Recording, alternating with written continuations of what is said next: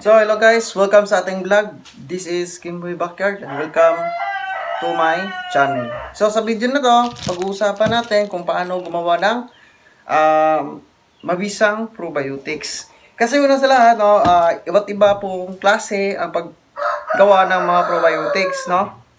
Lalo na kapag kailangan nating magtipid doon sa painumin natin sa ating mga heritage chicken, no? Kahit hindi pa heritage chicken yan o panabong man yan, pwede natin silang bigyan ng probiotics. Pasensyahan nyo na guys kasi maingay yung manok natin, so palagi lang silang nag-iingay, no? So alam naman natin yan.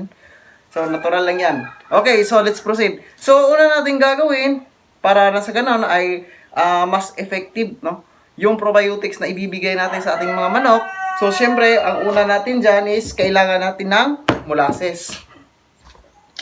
So, molasses is maraming paggagamitan nito, no? Katulad ng ferment, no? Sa mga pagkain ng ating manok. Okay? Pag-ferment, paggawa ng probiotics, gagawin nating pataba sa mga plants natin, no?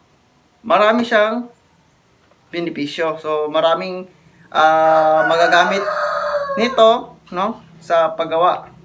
So, dahil nakapokus tayo sa probiotics is gagawa tayo ngayon ng probiotics. Pero bago ang lahat, so syempre, meron ako isang ingredients na napaka-simple lang naman, no. Hindi naman siya magastos. And ito isa sa pinaka-effective din, no, na nagawa kong probiotics nung last. Pero hindi ko na vlog. Kaya ngayon, gagawan ko siya ng video. Okay, so una, kailangan mo ng ganito, okay? Kailangan mo ng Tupperware.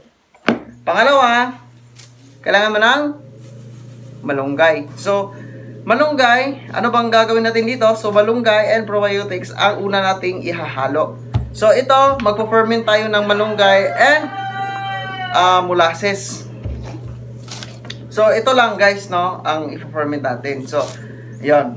So, pagkatapos nito, ang gagawin natin dito, mag-aantay tayo ng 7 days. Para na sa ganon, ay lalabas yung katas niya. So, ayan na guys. Tapos na tayong ng malunggay, no? So, ayan. So, tansya-tansya lang sa paglagay ng malunggay kasi hindi ako marunong So, ayun, tansya lang. So, lagyan na natin ito ng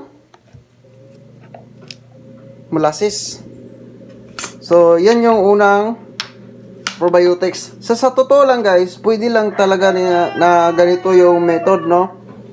Ang klaseng probiotics na gagawin natin. Pero, syempre, mag-add tayo ng Yakult. So, gagawa natin ng video ngayon yan, no? Anong next step?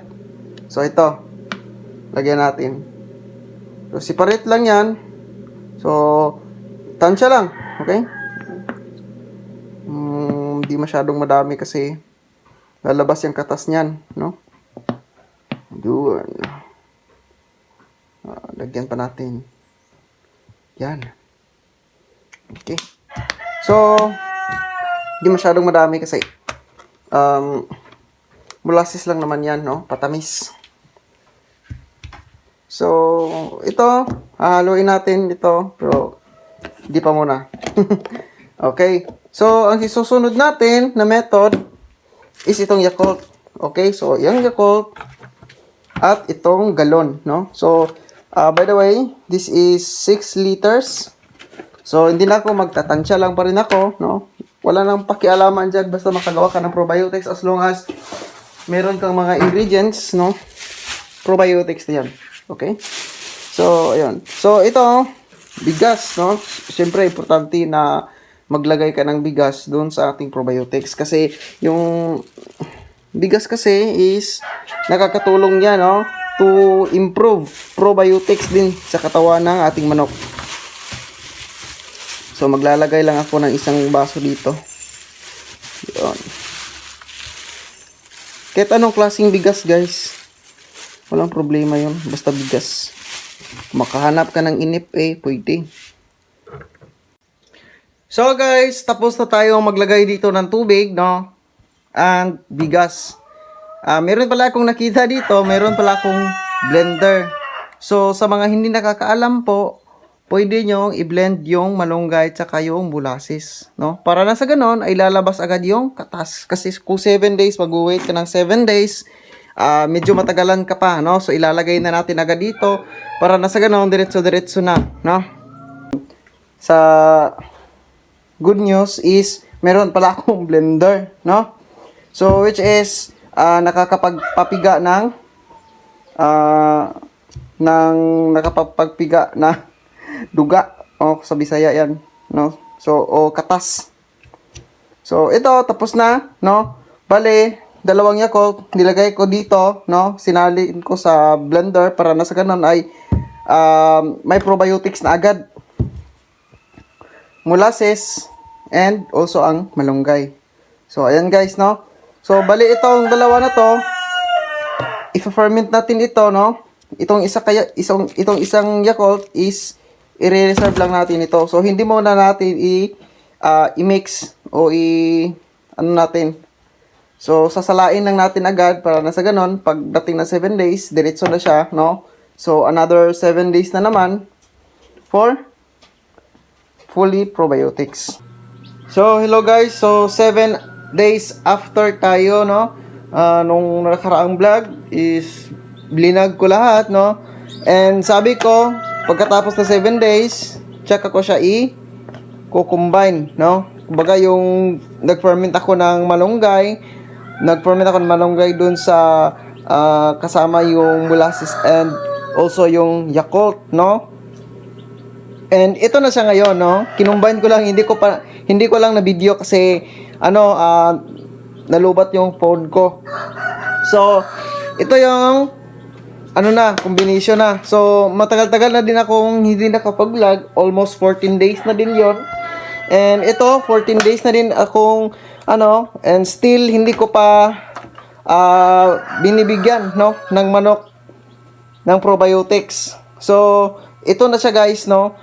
Kung sa mga may nagtatanong kung pwede bang punuin itong 6 liters, well, sa akin guys, pwede naman siya, no. Goods naman siya punuin.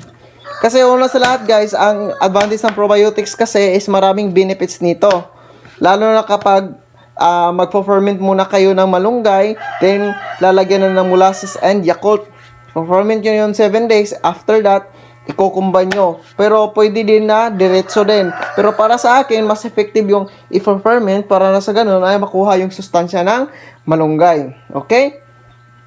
So, ayan lang guys, no, yung full or total talaga, no.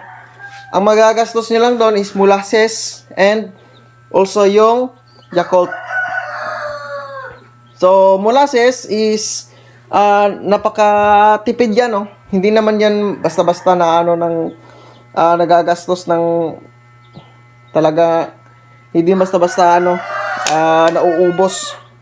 So, yan, nabili ko lang to sa online, no. Konti na lang, pero meron pa akong isang ganito. So, buy one take one yung binili ko. So, yan. So, maraming salamat po sa mga nanonood. Please like, share, and subscribe dito sa ating YouTube channel. And this is Kimboy Backyard. I-video ko lahat yung mga kaganapan ko sa susunod na video.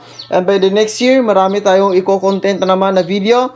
So, hindi na tayo per month mag-upload kasi marami din ako mga mission yan kasi magpaparami na tayo ng manok. And yes, almost 1 year na tayo. Marapit na tayong mag 1 year sa ating YouTube channel. And maraming salamat sa inyong lahat. Peace out!